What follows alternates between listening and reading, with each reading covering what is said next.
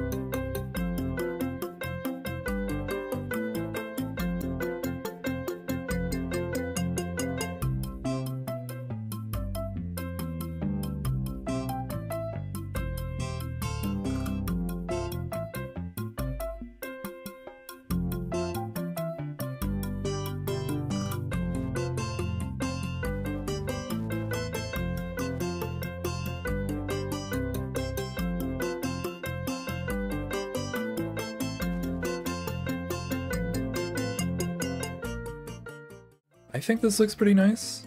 Maybe. It's hard to tell when you're playing in SimCity 4. Again, things don't really transfer over.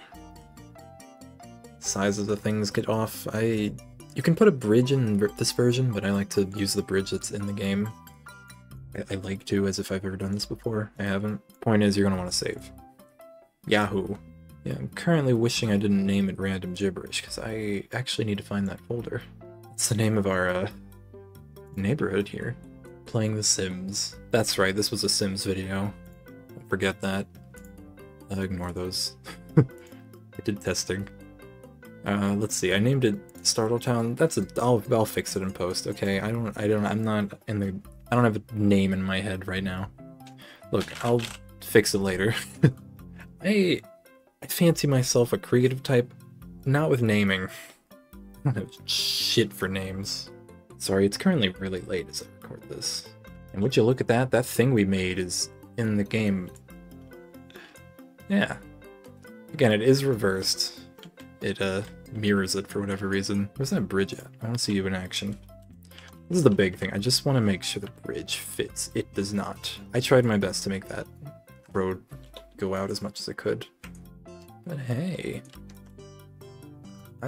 Okay, now's your chance to really glance over some things. I didn't close SimCity 4. I probably have to go back in and fix things. That's fine. You can kind of at least start to see the scale of things. Water is so reflective. We centered things pretty well. I can see everything that I want to see. This is a really good working space. And I can plant a little forest up here. Oh, wait. Ooh, wait. Where is it? There's your lore. That's right, we got lore up here. I'm not going to use this version. I need to go back in and... Alright, hi. I just messed with one of those random town name generators, and I got the name Hillford, and I gotta be honest, I kind of like it. So we're calling it Hillford. Here we go, I'm calling it Hillford. We can enter a description later. I still need to see if this is the one. I fiddled with it a little. We'll see. I've been at this all day, trying to learn the program, really understand how I want to do it and get it right. I've always wanted to do this with The Sims 2. I'm trying it. That's what this is. It's a try. My little ADHD brain can't confirm if I'll stick to it for long term, but it's like, if I can just boot up The Sims 2 and have a neighborhood that I can continuously expand and grow on, that's what I want out of this. Boot it up, come into here. Is this gonna fit this time? How did I make it even worse? What? This is the new one. Things are different, I do notice. I made the beach too small on accident too. Whoops. Alright, back to the drawing board. I don't know, because you can see the edges, the road. I mean, does it matter? It kind of matters to me. No, you know what? I think I'm fine with it. It could be better, but it works, I think. Maybe. Good enough. That's all we can take. Oh wow, look at all this. For the record, I did throw down, I did a whole sketch of this, what I wanted it to look like. So what exactly am I gonna do with this? I was thinking, between just having fun building houses and having fun playing with Sims, the idea is we've got a big blank slate, and we can just watch it grow over time. Build on little businesses and stuff like that. What else can we do here? How about I fiddle with the decorations here, maybe?